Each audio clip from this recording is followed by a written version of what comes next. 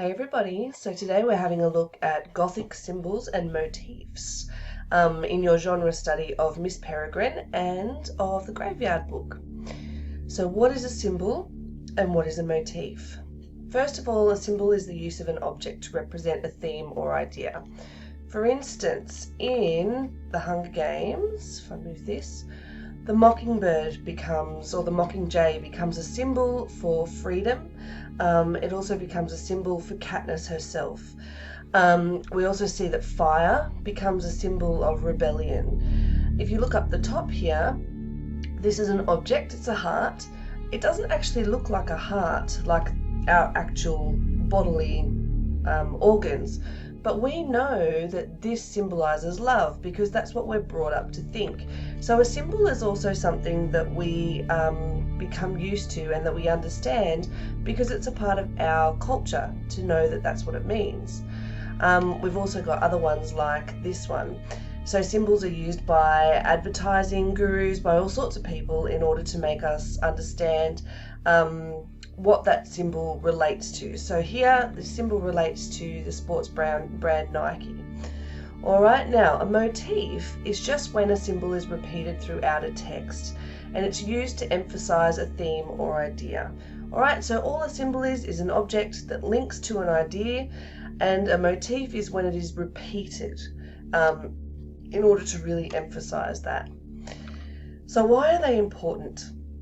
Because they serve as a universal language. So, for instance, if I couldn't speak English, I might still understand what the Nike symbol means because it's known all over the world. And so that means that symbols become that universal way of communicating. So if I do this, for instance, I don't know if you want to look down the bottom, and you can see me doing the peace sign, you'll see a lot of people from a lot of cultures using that because they know what it means, and so it's a universal language.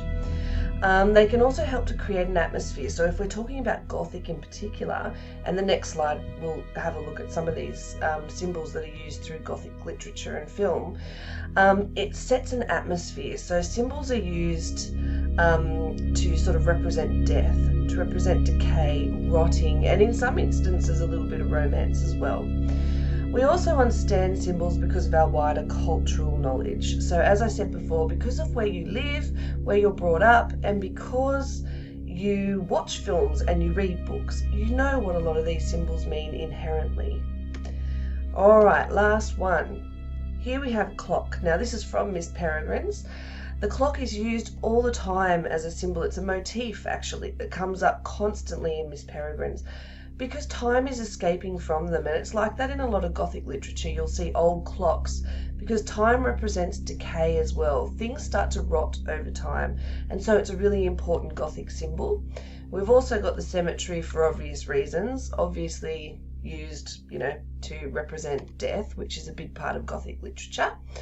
We've got fog, which is kind of a motif. If you look at a lot of Gothic stuff, you'll see fog often comes up to obscure certain places or to obscure certain parts of plot or ideas. So the fog is used as a way to sort of create a bit of mystery. Here we have Frankenstein's monster. He becomes, for me, or I'm using him to show you that often supernatural beings become a symbol. Now with Frankenstein's monster, he's a symbol of science and supernatural meeting together, which is also a big theme that we're going to talk about later when we come to do more on the Gothic. You'll also see sciencey stuff, so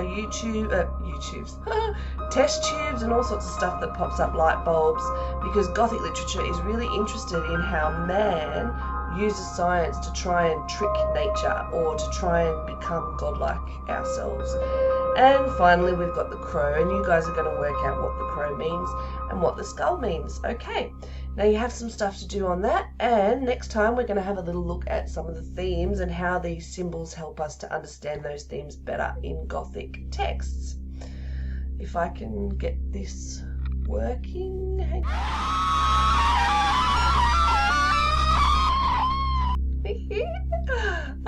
See ya!